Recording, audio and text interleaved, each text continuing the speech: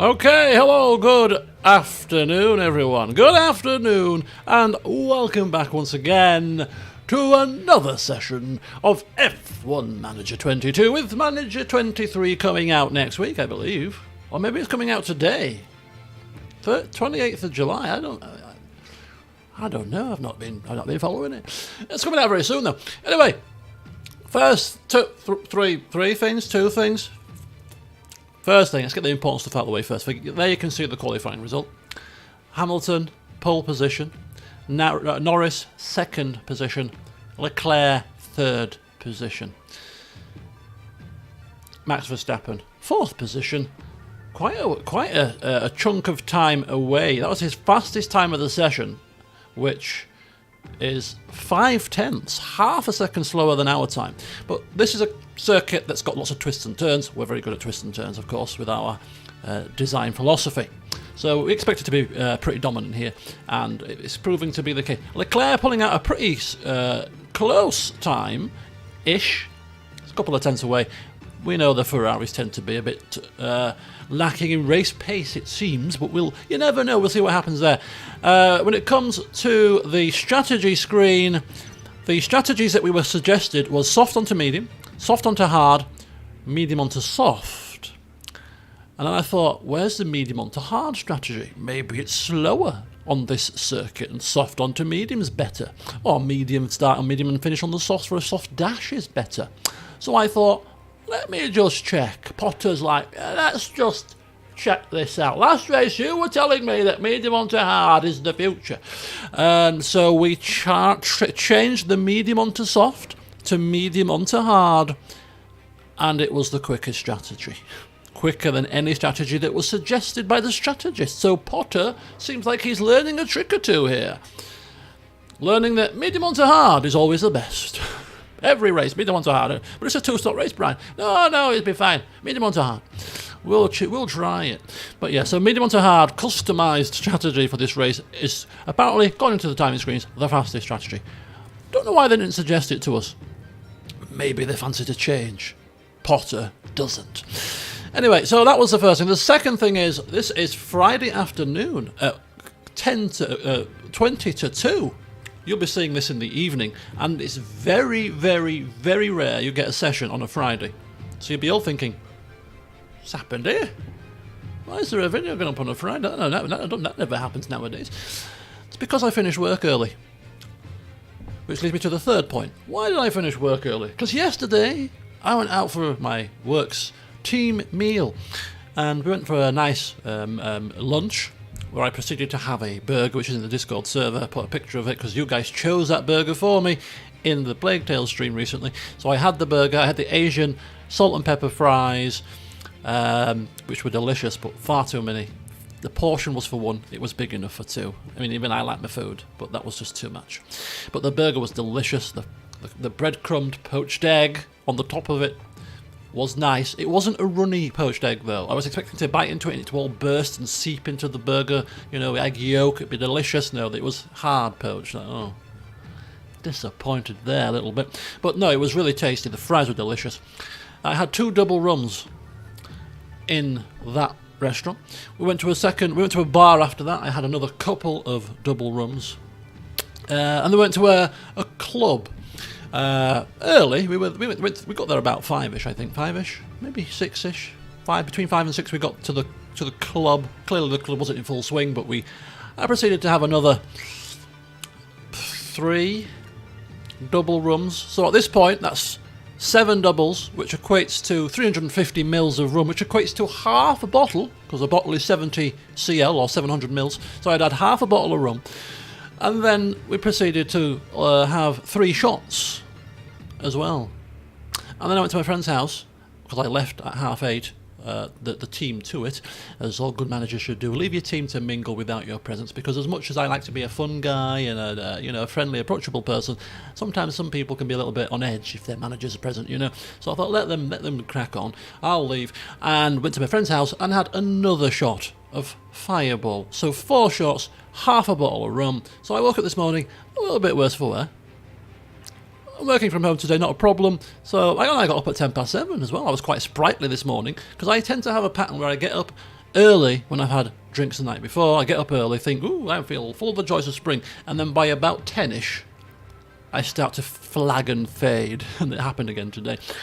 So I decided that I'm going to finish work early today, and I finish at 1:30, and instead of sleeping, because I'm off out again tonight into town, where I'll be drinking more alcohol and eating more food, I thought rather than having a nap, I'll bring you a session of this.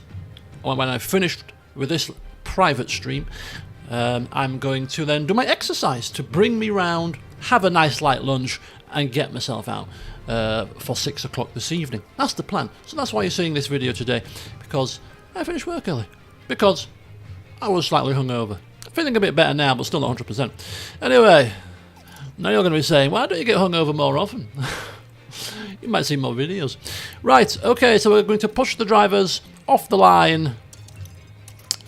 I seem to recall I've done the wrong direction there for Hamilton. So go that way, please.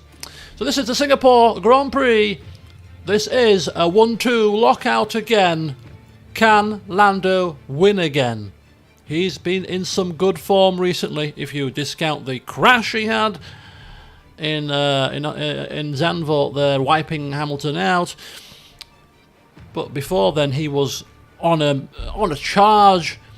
Can he keep it up? Let's find out as we dive into the race. It's a cloudy night tonight, but otherwise... Cloudy night tonight. This is it. The lights are Singapore on. Grand Prix. Singapore Airlines reporting. It's Go! lights out, and away we go. There seemed to be a bit of a stutter from Lewis Hamilton, and that's opened the door to Lando Norris, who's gone up the inside of the first corner. Side by side they go, battling round the first few corners here in the first lap. Leclerc is still in second position. Verstappen is in, well, he was in fourth. It looks like he might be losing out to Russell here. Norris riding on board. I pressed the right bloody buttons here. Riding on board with Norris, who's in P2 at the moment. Hamilton just about managing to maintain his lead, despite it seemed to me a bit of a tardy start, but he's managed to make it stick. Leclerc managing to make P3 stick quite nicely. Russell in fourth. Max Verstappen losing out to the Mercedes of Russell. Won't be a happy chappy. Don't forget he had a bad race last one in Monza. So just cool tyres down. Understood. Cooling the tyres down is required apparently. No, not him. Oh, I heard a crash. I heard the sound of a crash. Why have I heard the sound of a crash? Has somebody crashed? Who's crashed? Maybe it's just the sound of the gearbox as they're changing gears. Who knows? Nobody seems to have crashed. Forget what I'm saying. I think it's just the sound of the gear changes. Right, we're going to take the drivers down now. They've got into their rhythm, they've got into their routine. And because this tyre strategy is... Just be careful with this tyre. It's quite conservative. Yep, confirm. We can push our tyres if we want to, but I don't think we need to at this moment in time. Charles Leclerc already 1.8 seconds behind the two McLarens here at the moment. Hamilton, yeah, looking pretty decent. Pulling a bit of a gap to Norris actually. I don't know what the DRS situation is on this circuit. I forgot to check before the race. And now the sun's starting to shine, so my face may be glowing like a glowing thing. I don't know. I haven't got my preview screen up because I'm streaming this privately in 1440p and it tends to stutter the preview, which doesn't affect what you're seeing on the screen, but it does annoy me. So there you go. Okay, so lap 2 of this 61 lap race. Singapore, I think, is one of the longer races, if not the longest race on the calendar in terms of overall race time. It's a 61 lap race. It's quite a longish lap. It's a short lap, hence why it's 61 laps, but it takes a while to finish it because of all the corners. So yeah, it ends up being the longest race on the calendar by time, I think. I'm like 80% sure on that. So this could be a long recording, so I'm going to be two-speeding through where things settle down a bit. We're waiting for the DRS to open. I'll take a check on where the DRS zones are, and then we'll take it from there. But yeah, This could be a good hour and a half session, even with some speeding up if necessary. But anyway, for now, we have Hamilton in first position, looking relatively comfortable. In P2, his teammate, the man who's trying in earnest to DRS has been enabled. win his first World Championship. It's looking like a very, very unlikely thing right now, but you never know. If Hamilton DNFs and Norris wins, that gap comes down and the race is on. Leclerc in P3 in that Ferrari, looking quite comfortable, but not out of the DRS range of the man in fourth. And the man in fourth is George Russell of Mercedes. DRS for Russell wide open, but not close enough to make any inroads on that Ferrari there, which is fine. Verstappen 1.4 seconds behind Russell. He's dropping back from the Mercedes of Russell. Is it that the Red Bull's car design philosophy is not conducive to the twisty turny circuit of Singapore? Could be, but it's quite strange to see Verstappen in a Red Bull dropping back from Russell. Hasn't happened much this season that he's being outpaced by a Mercedes. We've got Perez in 6th. We've got Bottas, the lead Alfa Romeo, in 7th, with Sainz, the Ferrari, in P8. And then P9 is Alonso, followed by Gasly, who rounds out the top 10. Right, we're going to ride on board with Norris for the entirety of lap 4. We'll see where the DRS zones are, and then we'll take it from there. So here we go, coming down the pit straight, as Hamilton seems to be going defensive there, which is unnecessary because Norris was nowhere near him and he's compromised his entry into the first corner there.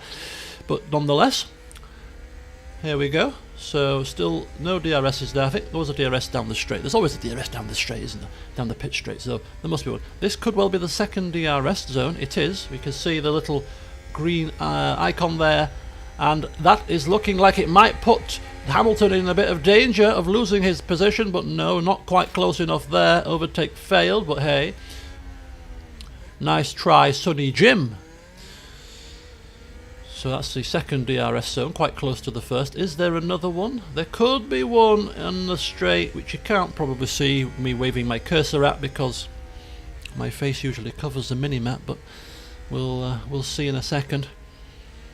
The twists, the turns, I don't know if these corners have got names, probably not, probably numbers. There we go. Is there a DRS zone here? Yes, there is. So there's 3 DRS zones in this circuit, on this circuit, which means, as it looks like Norris is about to get past Hamilton, he does. Oh, does he? No, they're side by side actually. This is not a done deal. Hamilton not giving his position away too easily. Probably still smarting after being robbed at Monza. Side by side they go round the final few corners. This does not look healthy. It looks far too close for my liking. Look at this. Side by side. They are not yielding. No quarter, no inch given, as Hamilton has the DRS and he will use that to full effect to keep ahead of Lando Norris. Look at that. But this battle will probably rage on for quite some time. Yeah, so because there's 3 DRS zones on this circuit, it's probably going to be the case where we get a little bit of DRS train action going on. Although, to be fair, we do have gaps developing. Verstappen really is struggling to keep up with Russell, and I can't understand why. Let's have a look at the tyres, and that might explain something. No, everybody on the softs apart from us, Guan Yu Zhou and Lance Stroll. Maybe they saw us putting mediums on and thought, you know what, we're one of the slowest cars on the grid. Maybe we'll give ourselves an advantage by going medium onto hard, because nobody else will think of that. Unless you're McLaren, of course, and they think of everything. So yeah, everybody on soft tires. So there's no differential in when it comes to the When it comes to the tyre, Verstappen's tyre wear is the same as Russell, so they are both probably pushing the same level of pushing. So there's no like conserving going on from Verstappen's part. So this generally looks to be Verstappen's natural pace on this track.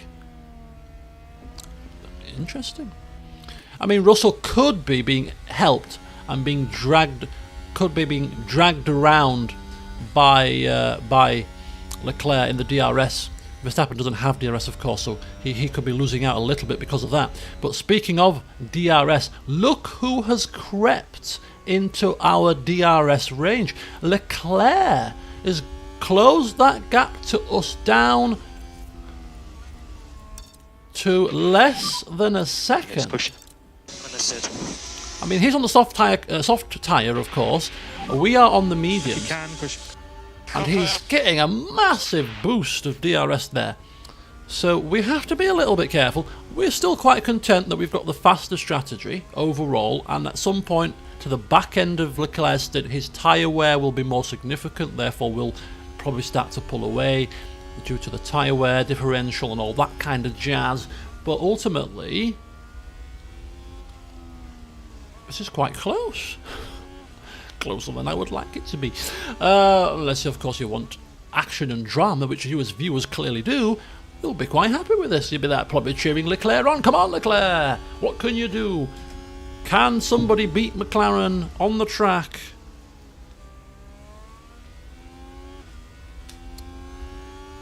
Sorry, phone. I should throw that aside, shouldn't I? But I am going out later, so I need to keep abreast of any developments. Yeah, you'll probably be wanting to see us lose out on pure pace at some point, wouldn't you? That, yeah, up yours, McLaren, we're sick of you winning. Because in F1, that happens, doesn't it? Whichever team it is, when they start to dominate, Temps are climbing. Temps are now climbing. people get a bit sick of it, and then, you know... Yep. They want other teams to win. So, you know, we've had periods of dominance, McLaren dominance in the 80s, you had, and sort of very early 90s, you had the Williams dominance throughout the 90s, early to mid 90s, especially 92. Williams' 1992 car that Mansell drove was completely dominant. You get the Mercedes, you get the Red Bull era of dominance, you know, the Mercedes era, which is probably the longest period of dominance in F1, I would suggest. To my memory at least, you know, consecutive years of dominance. I say dominance. Some seasons were more dominant than others, like 2014-15, for example. The Mercedes was by far the quickest car. 2020, the 2020 car, the DAS car, that was again another dominant car. You know, 17-18 seasons, 2017-18. You know, the Ferraris actually were the quicker car for parts of those seasons. Just that Vettel threw a lot of races away. So yeah, they weren't like massively dominant for the entire 8 constructors titles that they won, but you know, nonetheless, I think it was the longest run, to my memory, of constructors titles, 8 in a row. But yeah, this season's Red Bull car completely dominant, to the point where it could go undefeated for the whole season. If there are no retirements or no dramas for Verstappen, they could win every race. You know, they have stopped developing their car for this season, and they're focusing on next season. So other cars might catch them a little bit this season if they continue to develop. But I think a lot of cars are going to be developing next season's car soon enough. So we'll see what happens. But yeah, I really would not like to see them go undefeated all season. Please God, no. But anyway, we're not undefeated this season because we have lost races, but nonetheless we have a fairly dominant car in the grand scheme of things now, being developed very well by the team, and we have 2 great British drivers in the cockpit of both of them. One is a soon-to-be 8-time world champion, barring any major catastrophes, and the other will be winning a world title with McLaren in future seasons that will never play out, but we can imagine it, you know. He may win a title in real life if McLaren continue their upward trajectory of form. They just jumped from nowhere, haven't they? Anyway, we're on lap 8, not much is happening. It seems like it's a difficult race to pass on despite the 3 DRS zones. So we've got Norris in first, So he obviously has passed Hamilton whilst I've been blabbering on. Hamilton is in second. These two will swap positions quite readily in DRS zones, I think. Leclerc is still up there in P3. He's clinging on to us with the DRS, which is quite useful.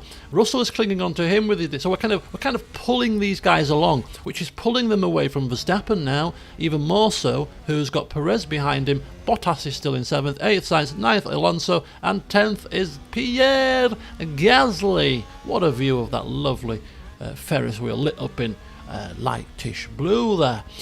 Turquoise, I think it is. Anyway, we're starting lap 9. And I think it's time to two-speed this a little bit. I don't like to two-speed too much. But, as I said, it's a long race. I have got things to do. I am going out later. I've got a shower to get, I've got lunch to get, as Hamilton and Norris continue to swap positions. This is nothing new, and they have enough speed to be able to keep ahead of the Ferrari, but we are not pulling away from that Ferrari, and that is probably partly due to the fact of the tyre differential, but partly also due to the fact that there is 3 DRS zones here, and that allows that Ferrari to keep within that second. If we were to break that second, I think we'll be pulling away a bit better than we are right now, but we're not. So we will continue to drag these guys with us, and that opens up the possibility of being undercut. And in real life, the undercut in this on this track usually tends to be very powerful. Not sure how powerful it is in the race, but yeah, in real life, the undercut in Singapore tends to be quite strong from memory. But yeah. So it's Hamilton, Norris, Leclerc and Russell. Verstappen, Perez, Bottas, Sainz and Alonso and Gasly. Yeah, not much overtaking going on here, it seems. If this was a recorded session, I'd be cutting away and we'd be joining me on lap 20 or something. But it's not, so we'll have to use 2-speed instead. This is as fast as we go, folks. There's no 4 speeds here, no 16 speeds. Hell no, none of that nonsense here. Anyway, so, yeah. What do I want to say?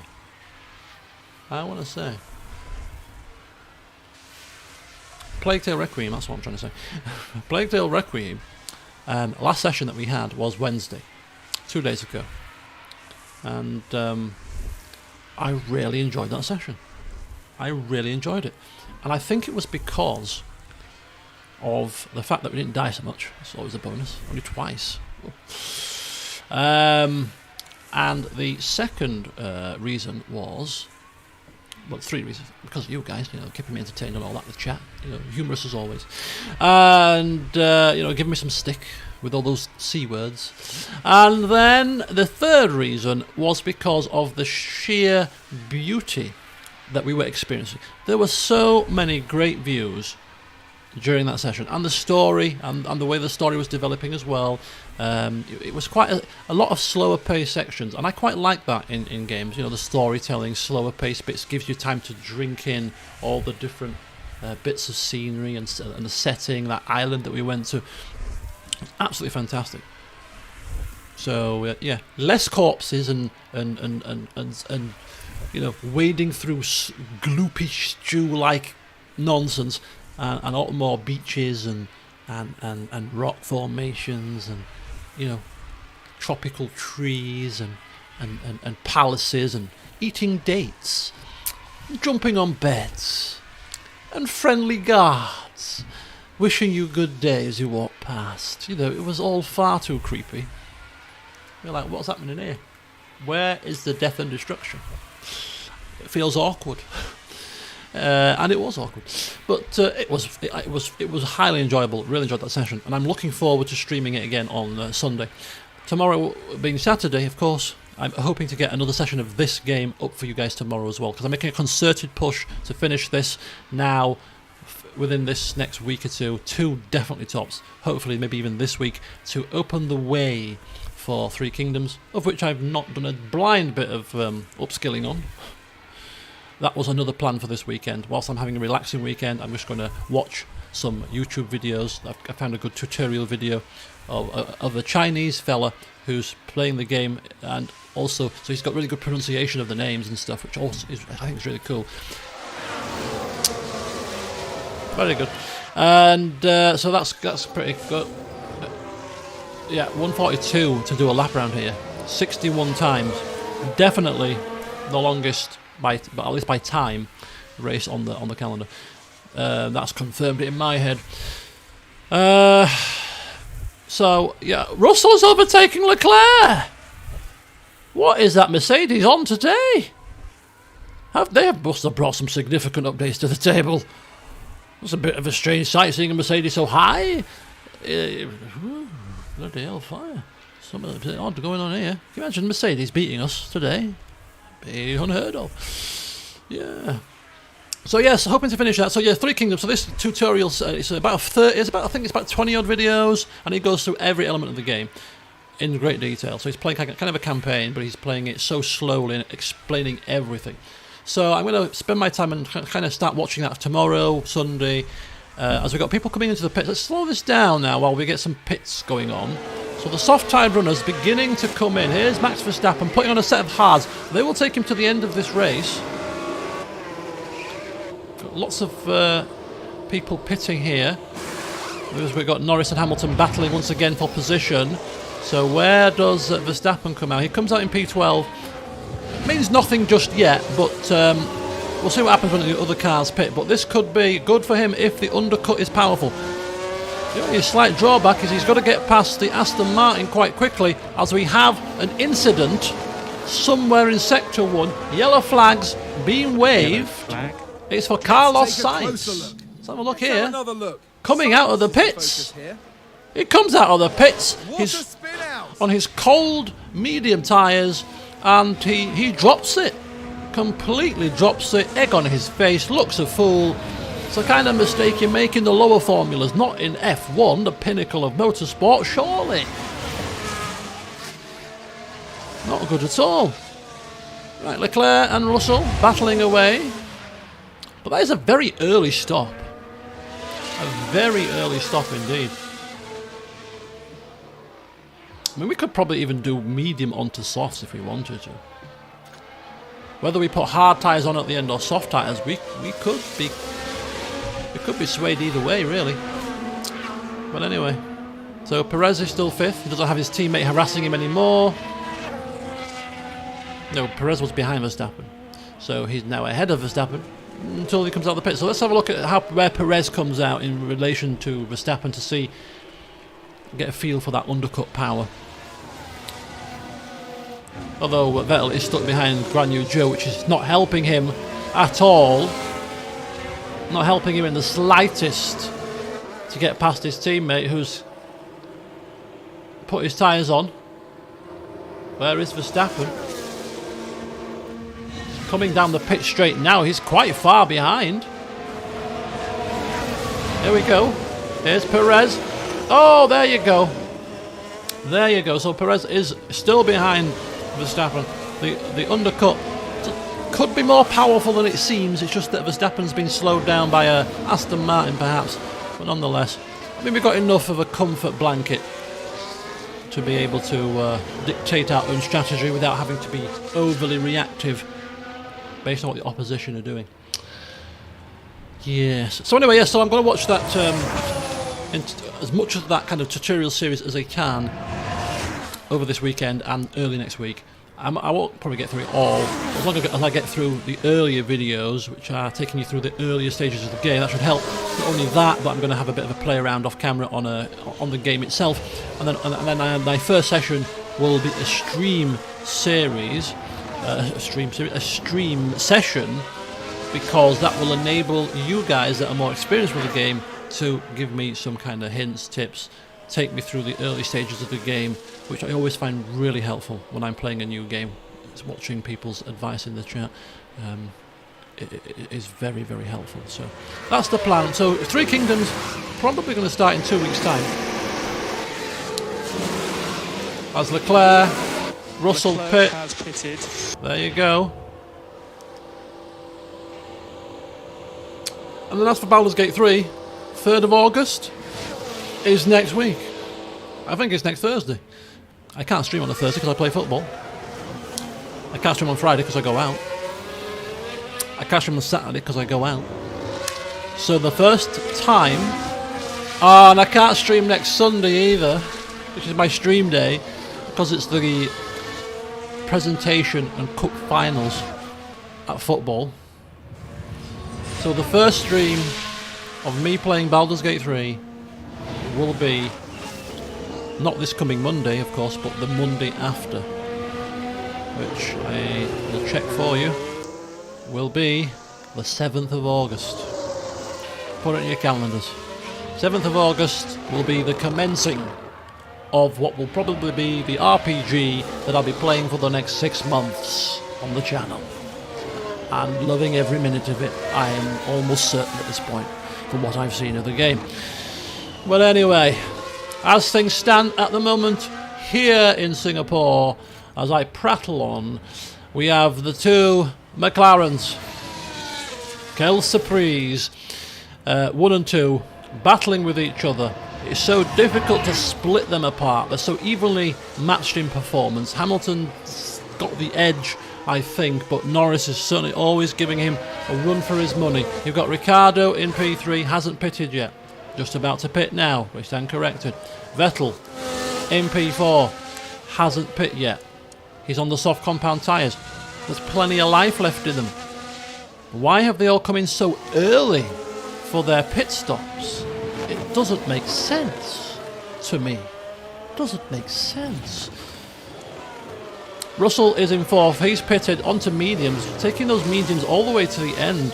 They're going to be a bit battered at the end of the race. I don't know what's going on here.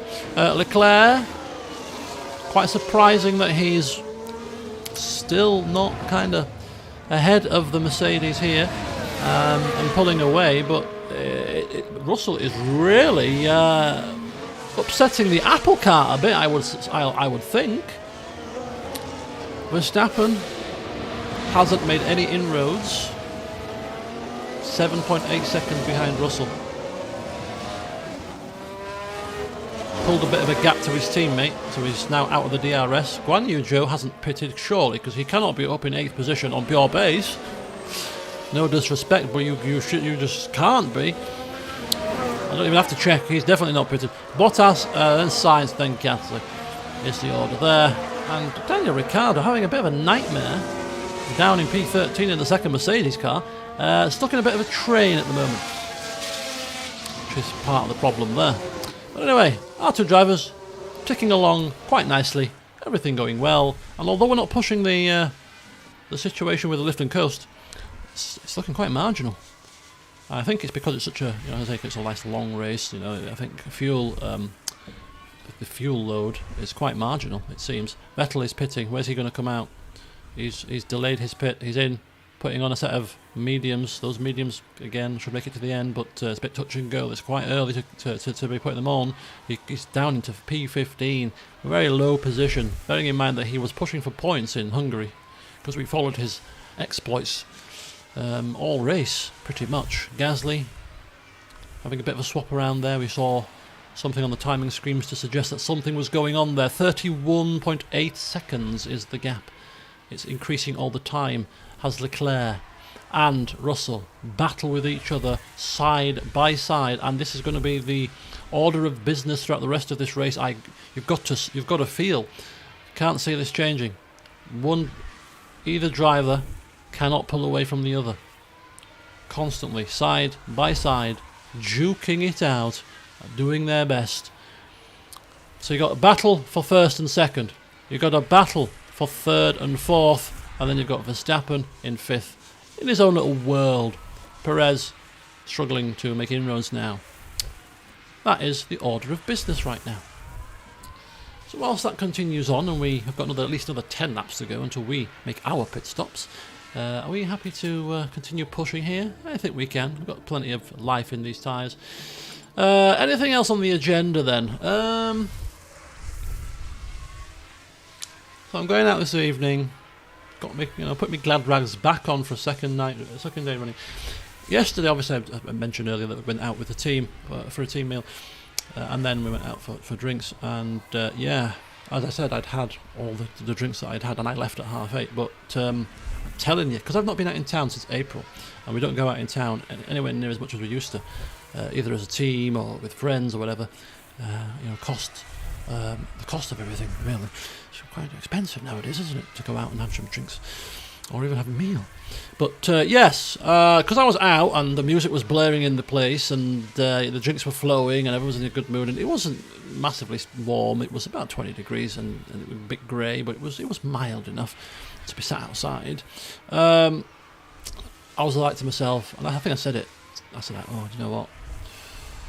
It's a good job it's Thursday, not Friday, because if it were Friday, and I wasn't in work the next day, I could have stayed out all night. I could have been out until the early hours of the morning quite happily. My feet were well rested. I had a bit of a dance on the dance floor, only for about 10 minutes. I could have had a couple more drinks, and then I could have got myself on that dance floor when it filled up a bit. You know, towards maybe 9ish at night. It starts to get a bit busier. You know, I could have hit that dance floor, and I could have been out till midnight, 1 o'clock in the morning, quite happily. I was in the zone. I was in the mood. It took me all of my power to say to myself, no, I'm off at 8:30. I've got to put a line in the sand. I'm off to my mate's house at 8:30. Give myself something to do. Give myself an appointment to get to, so that I don't end up rolling in at 12:30, having made a fool of myself, and then really regretting it and being very hungover. So I thought I did very well. I thought I was very disciplined in getting myself home from my friends eventually at 10:30. I thought I did very well indeed. It's a sign of me being a mature person. You wait until tonight. There's no work tomorrow, is there? This mature person could well be out till 4 a.m. when I'll be like tomorrow, oh, what happened? What the hell happened? We were out. We went out at 6. Before I knew it, I was stumbling home at 4. What happened? Oh, you don't want to see the video footage on the phone. What do you mean? That's the kind of thing that could be prone to happening if I'm not careful. It's one of those things. It's like an overreaction. If you don't do something for a long, long time, or you don't taste your favourite food. If your favourite food, I don't know, is pizza, and you've not had a pizza for like 2-3 months because you've been healthy eating, or you've just not had pizza, and then you have that pizza for the first time after that, it's always going to be the most delicious, unless it's really crappy pizza, but it's going to be the most delicious pizza you've eaten. Be like, oh, this pizza tastes delicious. It's because you've not had it for 3 months. Same if you're hungry. If you're not eating all day and you have a meal, it could be beans on toast, and it's the nicest tasting beans on toast you've ever had. So it's like that kind of overreaction, overcompensation, if you will. Not being out for 4 months. You go out for the first time, and I'm gonna put all 4 months worth of going out into one night. And I'm gonna drink and drink and drink and drink and shot and shot and drink and drink. And before you know it, you're buggered. Right, lap 25. Out of 61. And we have our two drivers still racing. Line astern.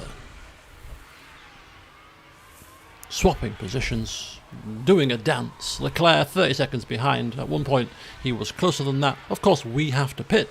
So we are having to create a bit of a healthy gap to bring ourselves back out into the ahead of him. I don't know how long a pit stop loss is in terms of time, but I'm thinking probably about 25 seconds ish. So I think if we pit now and come out, we'll be about 5 seconds ahead of Leclerc on fresh tyres. Even if those tyres are fresh hards, I still think we'd be okay. But we're just keeping an eye on this gap, because if it starts to come down, because our tyres are going off, their tyres are still pretty fresh, at that point we should really be coming in for fresh tyres, because we're kind of close to the pit window. I think our pit window is like 30 onwards, so pit window will probably be around about like 28 to 33 ish. So it's coming down a little bit. So what we're going to do, there we go, we're going to now go attack with both cars, and we're going to just do a bit of pushing here, and we're just going to have a little bit of deployment here. just to create a bit more of a gap for our pit stop. You know, this is what you would ordinarily call hammer You time. can do this. Understood. Hammer time, boy! Get moving. Let's lift and coast. Understood. This is us creating a gap now to try to come out of our pit stop safely ahead. I don't know about that time. It's not increasing much, is it? So considering we're pushing with everything we've got, that time is still coming down. I think we should probably pit in now. I don't think there's much to be gained from staying out longer than necessary on these tyres. We can safely finish the race on the hards, so let's get the hards on. Let's get the hards on there. Hamilton takes... Oh no, no, no, no, no, no, no, no. Cancel pit stop, cancel pit stop, cancel pit stop. It's got to be Norris first, because Norris is ahead at this moment in time. So he gets the preferential strategy. So box now. We're going to take this down to neutral Yeah, again. confirm. Happy to box at the end. Otherwise somebody gets a bit of a advantage, and we don't want that. Okay, Just be careful with this tyre. just be careful. Confirm. Just be careful. That's all we ask, just be careful.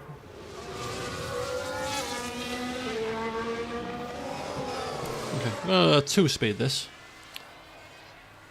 Nothing much is going on at the moment up here. So Norris peels into the pits. We'll take a look at him. Is the undercut powerful? Will he get a bit more of a gap to Hamilton by pitting sooner? The hard tyres go on. Fresh hard tyres easily will make it to the end of the race. Hamilton's turn will be coming in right about now. So let's ride on board with Norris as he's now pushing, pushing, pushing. 2.8 seconds is the gap from Norris to Leclerc. Our tyres are fresher. Harder compound, of course, but fresher. His medium tyres will be going off quite significantly towards the back end of this race, if they indeed even make it to the end. So we're quite comfortable here. Leclerc has the fastest lap so far, so we're going to have to try to prize that away from him at some point, because we do have a bonus payment for fastest lap. Hamilton is now in the pits. So here comes Norris. We've got a few twists, a few turns, a few more twists, and another turn. As we come around the final corner, Hamilton is coming out of the pits. Norris is blasting down the straight. Norris is ahead and out of DRS range. So the undercut working pretty well. Of course, Norris's tyres will be cold for the first few corners, which will give Hamilton a chance to make his way back towards Norris. And if we take this down to 1 speed for the time being, we will see that Charles Leclerc on lap 29 of 61 of this race is only a 1.4 second gap away from us. He is keeping us honest, keeping us on our toes. This is not a race that we can rest on our laurels and be too blasé about things. I'm imagining at the back end of this stint, like the back end of the last stint when we had the more durable tyre on, that's when we'll start to pull away. At the early stage of the stint, his tyres may well be quicker than ours right now because they are softer. Speaking of which, 81% tyre wear, probably still perfectly fine, and probably still quicker than our hards. But our hards, of course, come into their own later down the line. Everybody should have made a pit stop, apart from Joe and Stroll, hanging it out for a little bit longer. That is completely fine. Verstappen continues to drop away. 15 seconds! 15 seconds away from Russell. I mean, that is a significant gap. Still can't put my finger on it. Just maybe this car's just not suited. Just not suited at all to this circuit. It's quite a mystery. Unless he's using like a really, really worn engine, knackered gearbox. Other than that, though, can't put my finger on it. Right, Hamilton. He's a second behind Norris, so he was 1.3-ish, so he's just trying to eke his way back into contention when it comes to the DRS zone, at least. And I'm going to have to leave you temporarily because I need a quick toilet stop. One of the drawbacks of heavy drinking the night before is the next day, every 2 hours, you're dashing to the loo. But I'll keep you on board with this. You can, see what's going on, and I'll be back in T-minus 2 minutes.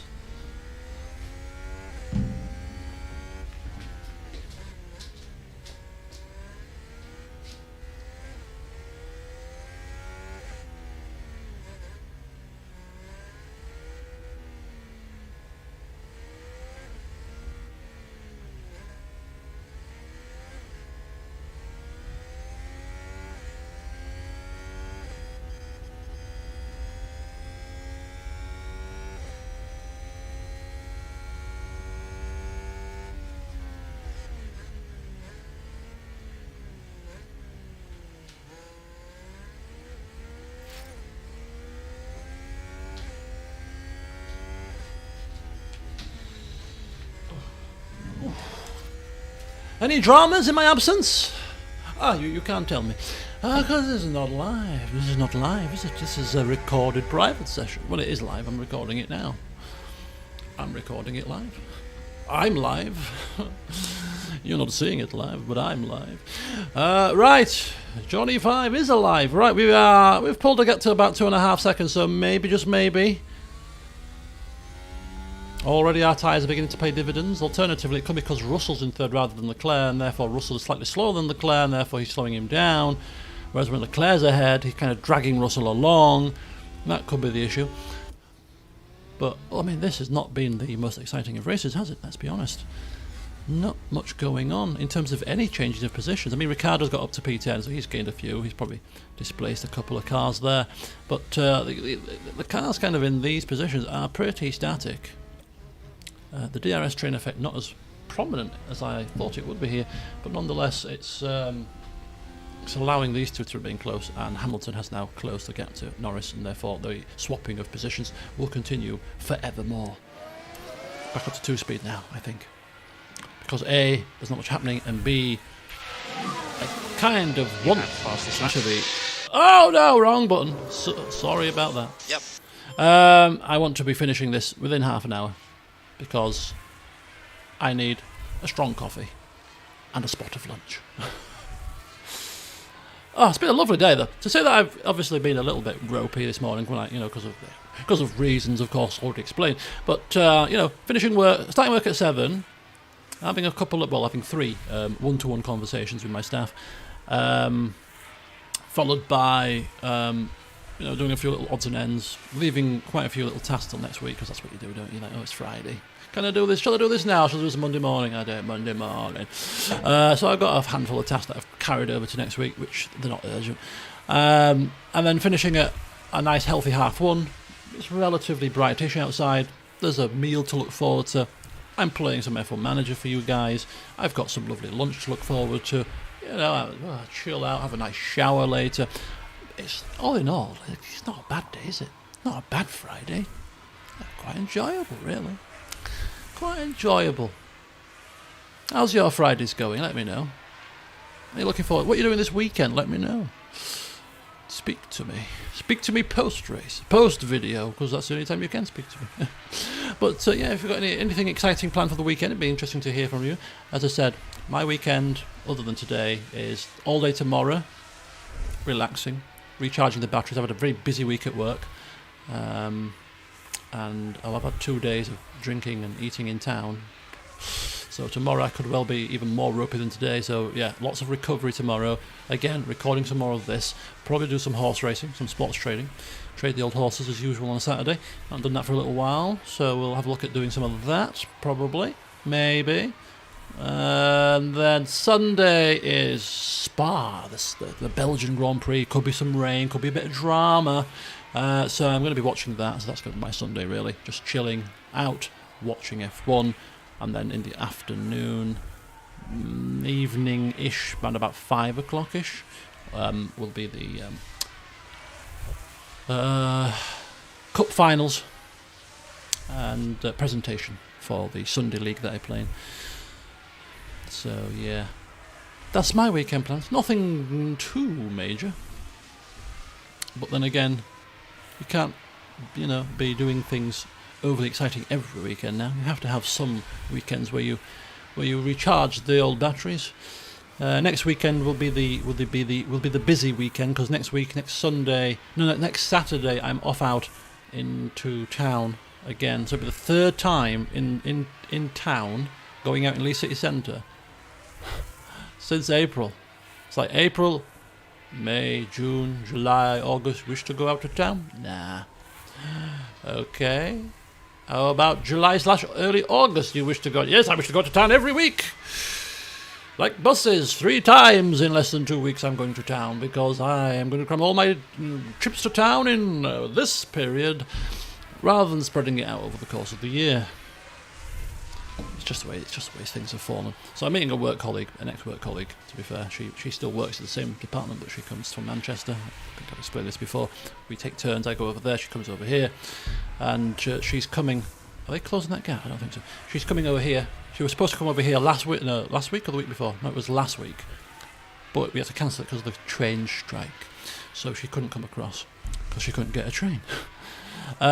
So we have postponed that until next week. So she's coming over next week, and it's gonna be heavy because it's bottomless brunch. And I think I've mentioned this before, but it's bottomless brunch. It's a Chinese style bottomless brunch with unlimited appetizers, which is a good thing, because a lot of bottomless brunches don't give you unlimited food anymore. So it's unlimited appetizers, main course with 2 sides, and all you can drink. And I'm paying an extra tenner for both of us, because I'm paying for both of us, because she paid last time for both of us, so I was like, my turn, I should pay. Extra tenner each, and you upgrade to the premium drink selection. So rather than just getting Bellini's beer, Prosecco, beer and cocktails, you get Prosecco, beer and Bellini's, which is obviously Prosecco with some like fruit puree in there. So you've got 5 different flavoured Bellinis, not just one, 5. Raspberry Bellini, peach Bellini, whatever Bellini, pineapple Bellini. So you've got 5 different flavoured Bellinis. So I like a Bellini, I've got to say, especially if it's a nice warm day. Looking at the weather, might not be, but it could be, because we're getting a heat wave apparently. But yeah, so Bellini's definitely. So that would be some of the drink that I'm drinking, and this is the danger now, because I'm going to be mixing my drinks, because I want to try stuff, it's bottomless. I'll try it, you see. I've paid for it, I'll drink it. So Bellini's will be going down a treat, so that's the first thing. So lots of Bellini's, and then there's cocktails. But because I paid extra tenner, there's a few more cocktails, some premium cocktails added to the selection. So I haven't checked the cocktail menu, but I'll be having a couple of cocktails. I must do. Must be some rum-based ones. So I'll have some cocktails thrown in, as well as the Bellinis. And then as part of the premium package, you also get spirits as well. So there's only 3. Whiskey, nah. Vodka, nah. Bacardi. Not my favourite choice of rum anymore. It used to be Bacardi when I was very young. It was my first ever foray into the rum world. I was a Bacardi drinker at the age of 13. So yeah, that was my very first taste of rum, was Bacardi. The pure, the white Bacardi. So that's the spirit that they've got on the bottomless premium package. If it was Captain Morgan's, I'd be laughing. But it's Bacardi. Now, I can drink Bacardi, but Bacardi does tend to give me a headache. So I might stick to Bellini's. I don't know yet. When I get there, we'll see. But it's going to be messy, because it's bottomless, right? You're supposed to drink as much as you can. So I'll drink as well. And I'm going to, me, I'm a personable person. I'm a happy-go-lucky person. So, whoever's serving us, I'll be very personable, very charming, in the hope that the individual who's serving us takes a shine and keeps us plied with drinks, because the key to getting your money's worth in a bottomless brunch all boils down to how quickly they're serving your drinks to you. So if you keep them sweet, you might get your drinks served to you faster, so you can cram more in to your 90 minutes. Strategies, yeah, strategies. Maybe even give a backhand tip. Here's a fiver, keep the drinks flowing, love. You know what I mean? Here's a fiver, keep them flowing. I'll give you another one at the end. Keep them flowing. If you see my glass half empty, bring another one. Don't wait for it to be empty, bring another one when it's half empty, because by the time you come with it, I will finish this one and start a new one. Keep it coming, keep it coming, keep it coming. So yeah, bottomless brunch. And I can't tell, it's an interesting concept because I don't usually like to eat and drink at the same time. It's not my thing really, because you fill up on food, and for me personally, I can't then drink copious amounts of alcohol because my stomach's full. So I'm probably going to pick at the food, the appetizers, yeah, some chicken wings, ooh, lovely, salt and pepper, ooh, yeah, you know, and less of the like, here's a big plate of curry, chicken curry and chips, yeah, oh, delicious, but that's very stodgy. I'm going to fill my drinking belly up. I'll just have a half a portion of that, thank you, and a bit of stir-fried broccoli as well. That's nice and light, isn't it, and tasty. So I'm going to be very smart about this. Food, happy days, mainly to line the stomach, but where the true money's worth is in a bottomless brunch, it's in the alcohol, isn't it? It's about getting your money's worth in the alcohol. Because if you can drink in the 90 minutes, let's just say you put away, I don't know, 6 Bellinis, 2 Bacardis, and a couple of cocktails. If you were to get all of that separately and pay for it, it's going to be more than 50 quid, which is the cost of the bottomless brunch. And when you throw the food in on top, it's worth 50 quid. That is what I'm thinking. I did check out this place. I did get this place. I always check out places on TripAdvisor and reviews, Google reviews and stuff like that to see what people are saying. And the reviews are very positive indeed. Because some bottomless brunches can be very hit and miss. I've heard. So this is one of the good ones apparently. So really looking forward to that next Saturday. I'll keep you posted how it went. I'm sure in next Sunday's stream. But anyway, so I'm looking forward to that. So yeah, it could be messy. I could be mixing my drinks. I could be drinking copious amounts. So it could get messy for the second weekend in a row. So there you go. And for those of you interested, the restaurant is called Man's Market. I don't know if it's a chain. I don't know, but there's one in Leeds. I don't know if there's any Man's Markets in any other cities, but it's called Man's Market. If you wish to Google it and check it out yourselves. Maybe you wish to come down on a Saturday, on next Saturday and meet me. Who knows? Probably not. But anyway, that's what it's called. I shall be there. But I haven't told you the time, have I? Right. Okay. There we go. So Hamilton and Norris continue at lap 44 to battle it out. Hamilton is in the lead at the moment. Wouldn't it be so funny if Norris, on the last lap of this race, pulls a manoeuvre on him and beats him to the line? We'll see what happens. But I'm just keeping my eye on the tyre wear of the early pitters because I'm not convinced they're going to make it to the end, but they might do. They might do. It's going to be close. The hard-tied runners here are fine. It's the medium-tired runners that came in early that I'm more concerned about, as if it's my problem. I'm concerned about that. No, I'm not concerned. I'm just interested to see if they make it. It's probably the better way to put that. Because I'm not concerned. It's not my concern. My concern would be if my cars were struggling on tyres there, but my cars are not struggling on tyres because I, Chief Strategist Potter, have decided that medium onto hard was the strategy of choice, and it is proving to be the case. Because now that the tyre wear situation with the mediums has kicked in and they are more significantly worn than our hardy hards, although they were almost coming back to us within a second, we are now streaking off again. So it was all to do with the tyres, you see. Can you imagine when this game was first released that there was a bug with the tyre situation, and the tyre, if you put on a set of softs or a set of hards or a set of mediums, there was no time differential. The time for all the tyres was the same. Could you imagine that? Playing the game in that state?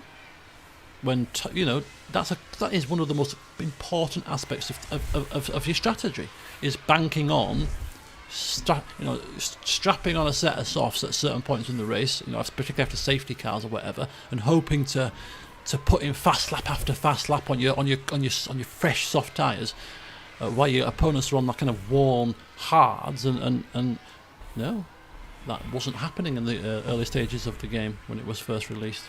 It had to be patched in.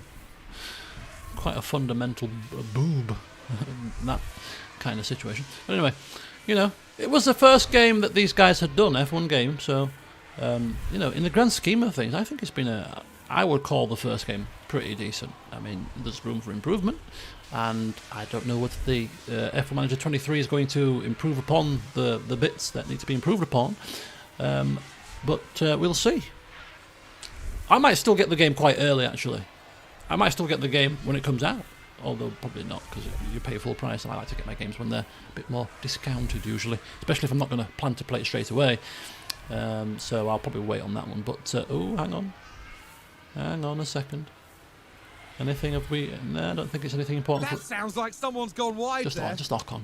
Just Ocon. So yeah, we'll see. But I have seen that there is a challenge mode. So which I thought, that we put a new mode in challenge mode. So what they seem to have done is they seem to have put certain scenarios into the game that happen in real life, and then you have to kind of play out that kind of scenario and achieve a set objective.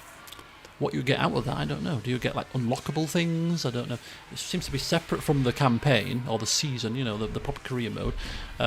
Something that's a bit different, and I'm like to myself, is that what people were crying out for? A challenge mode? I mean, I wasn't. I mean, some people might have done. I don't know, but I do think to myself, was that time well spent putting in a challenge mode, or would time be better spent making sure that all the features in the game are top notch, that all of the kind of feedback from the people that play the game it has been addressed and taken care of, and you know they may well have done all of that as well as put in a challenge mode or whatever it's called. I don't know, scenario challenge modes or whatever. I don't know, but I read a very brief comment on one of the YouTube videos that I watched a couple of days ago that said that it wasn't very positive about the game. It was something along the lines of, it's not too much different from last year's. There's not been a lot of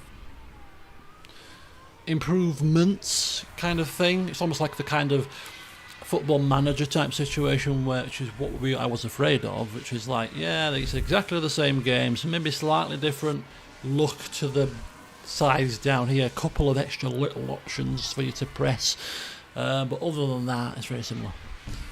I don't know how true that is. It could be a load of baloney. But I did read that they changed, or here, I was listening to the video because I was doing other things.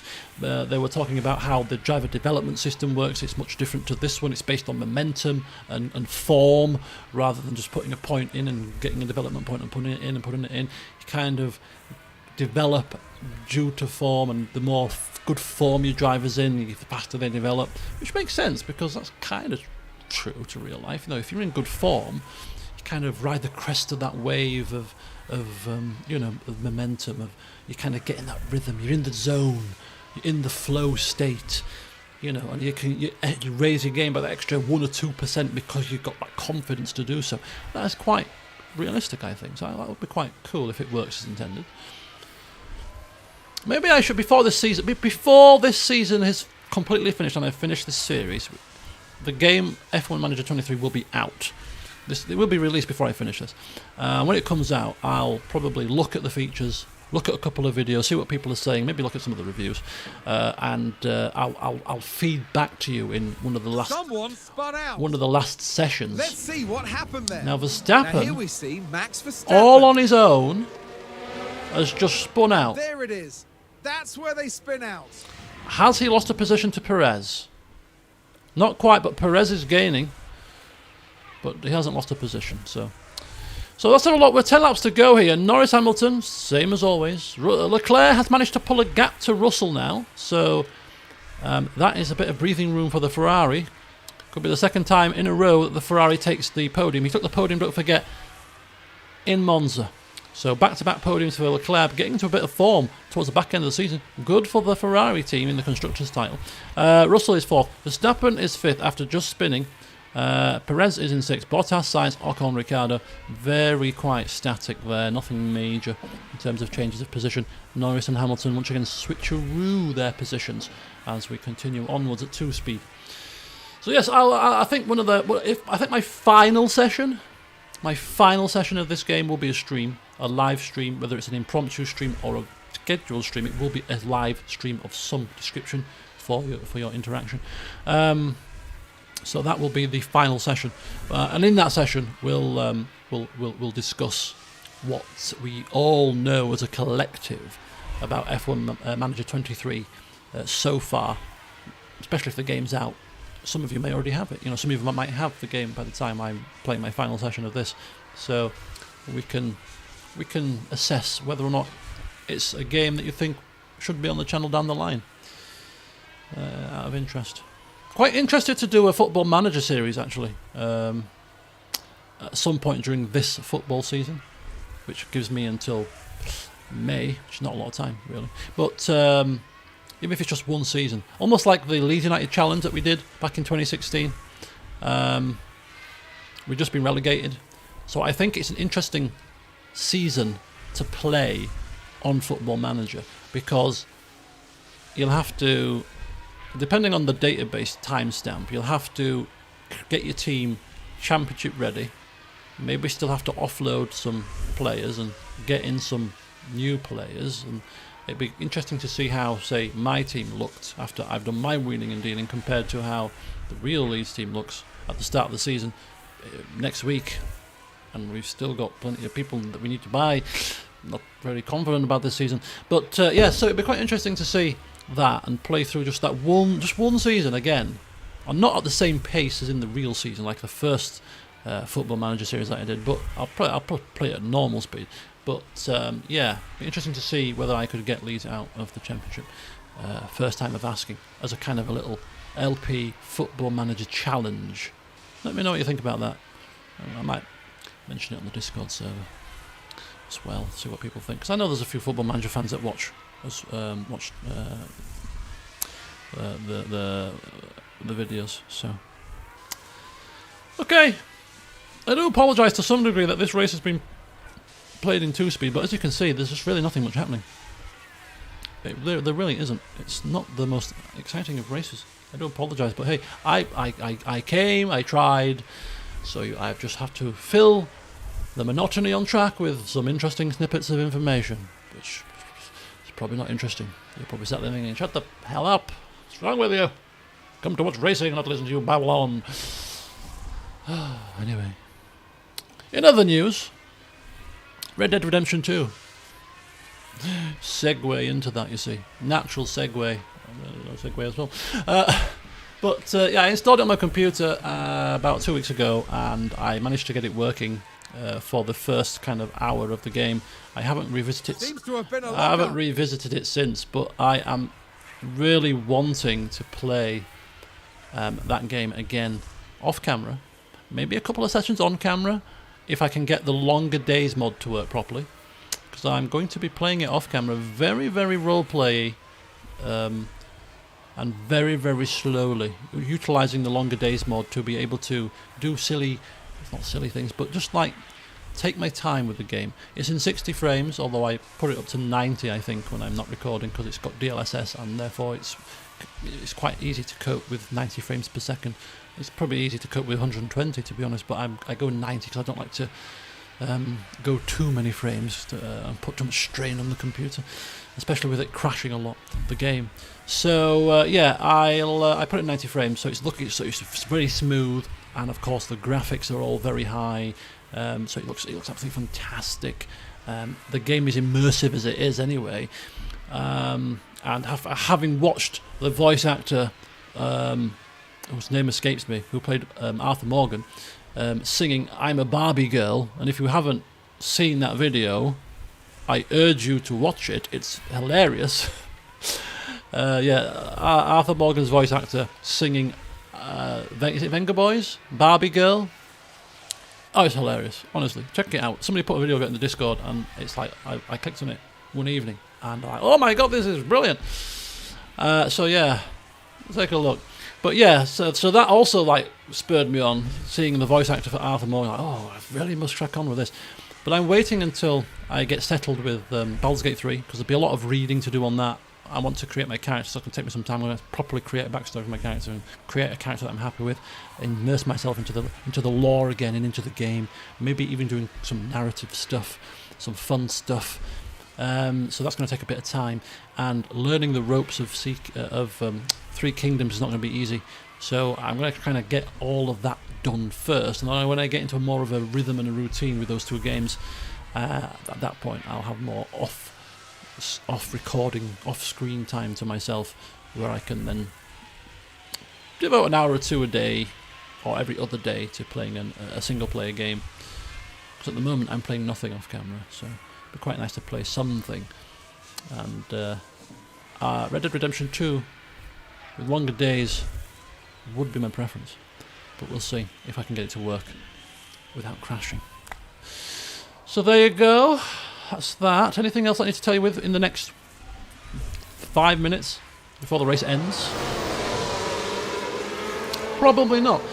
So yeah, we're coming up to the penultimate lap here. We've got Norris, who's ahead of Hamilton. Now that we're taking it off 2-speed and we've watched 2-speed for so long, this is going to seem really slow. It's going to be like, are these cars walking around this circuit? No, they're going very fast, but it's just that we were watching twice as fast as normal, giving you a false sense of perspective. Let's go in reverse order. Back of the field, Vesti in the Haas. Difficult season for this man. He came from F2 maybe. 2 laps to go. And he has struggled a bit. But he's bringing up the rear. Got Lance Stroll, Tsunoda, Mick Schumacher, Guan Yu Zhou, being dragged around by a Ferrari at the moment. It's helping him a little bit, but he's 13 seconds behind. Magnussen in the second, or the lead. Haas. Haas not having a great day. Vettel, lowly 14th, 6 seconds behind. Ocon is in third. That's quite disappointing for Ocon, you've got to suggest. 12th is Alexander Albon, who's a pretty decent driver, to be honest with you. I think he got a bit of bad rep from his days in Red Bull, but they are a very cutthroat, oftentimes kind of harsh team to work for, I think. They've got the driver program, of course, and you know, Alpha Tauri is their sister team, but they are so brutal, I think, with their drivers. You know, Gasly's not a bad driver. Albon's not a bad driver, and they've been like punted out kind of situation, and that leads to a loss of confidence. And then when they've gone to other teams where there's less pressure on them, they've shone. So yeah, Albon and who was the other driver? And Gasly, a pretty decent driver. Alonso, yeah, he's in 11. And then we've got the top 10. So you've got Ricciardo in 10.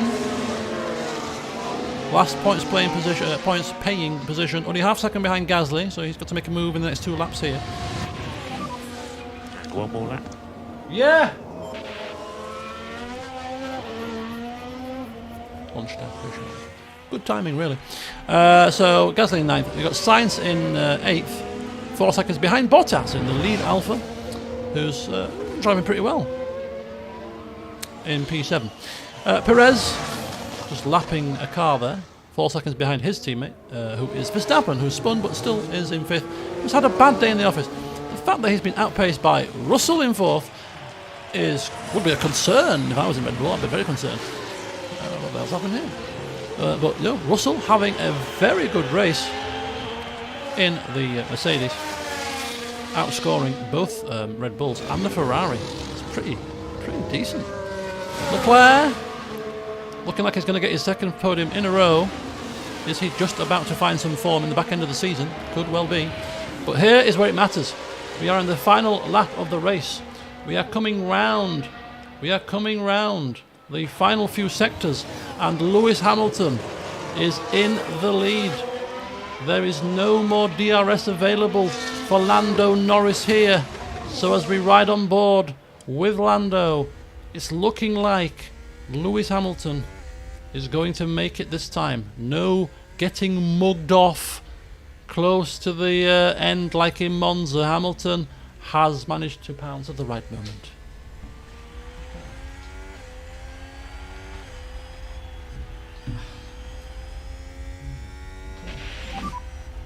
We have checkered flag now. Well deserved. Well deserved.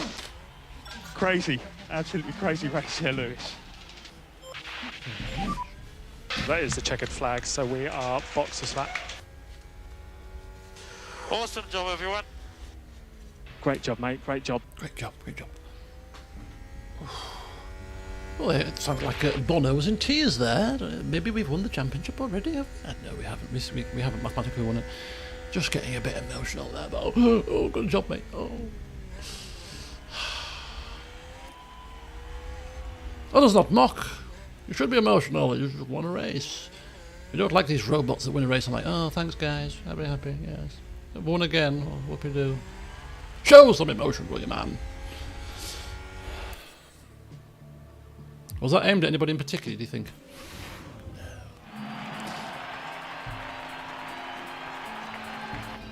Okay, here's the final standings. I won't repeat them because it's been the same standings for most of the race, to be honest with you. Look at that. I mean, this says it all, doesn't it? This says it all. This screen says how exciting this race was. George Russell made up 1 position. Alexander Albon made up 1 position. Everybody else on that screen finished as they qualified. A bit of changing down there, not too much. Biggest mover, Kevin Magnussen, 5 positions he made up, that's not too bad. But yeah, fastest lap Norris, winner of the race Hamilton. That puts him a few points ahead. Let's do the maths here, hang on. 24 plus 53 is 77. 77 points, so he's more than 3 races of points ahead. So, just best bear that in mind. Constructors could well be done already. It looks done to me, that, to be honest with you. Formally, not sure, but, you know, there's no... yeah. Could well be done and dusted there. Continue on. Money, money, money. Money, money, money, money, money. Right, okay, so Suzuka. Let's have a look. Circuits, Suzuka, which would leave us with 4 races to go, and it's unlikely we're going to get 4 races worth of points ahead of Norris unless he doesn't finish this next race. So I'm thinking the last race of the season is going to be the United States Grand Prix. So we've got 2 more races to go, and we shall finish the season here. So there you go. 2 more races to go for this championship before it's mathematically tied up, more than likely. So yeah, bring it on, I say. So yes, we go to the classic circuit of Suzuka, one of my favourite circuits to drive on in the games. I love this circuit. We'll see what happens next time. Next time being probably tomorrow, actually. So hopefully you'll be able to tune in for that. I'll get it up around about 7 o'clock for you.